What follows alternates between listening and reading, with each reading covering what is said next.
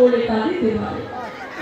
তাই মহাপ্রভু রামানন্দকে রায়কে বলেছিলেন, আমরা ভক্ত কৃষ্ণ নাম গ্রহণ করো, তবে গ্রহণের সময় যেন হৃদয়ে কোনো অহংকার অভিমান না থাকে। হে রামানন্দ রায়, দিনের চেয়ে কিছু হয়েও তুমি তরুণ চেয়ে সহিষ্ণু হয়েও জগতে কমানিকে বান্দান করো। এই জগতে তুমি কোনোদিন কারো কখনো মানের আশা রেখো না। তোমার এই ঊর্ধ্বমস্তকে যেন সর্বক্ষণ তুমি নত করিতে পারো।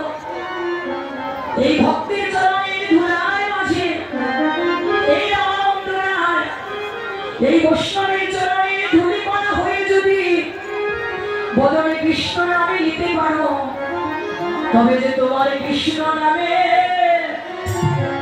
এই প্রাণ কাঁদিবে, তবে তোমার কৃষ্ণ নামে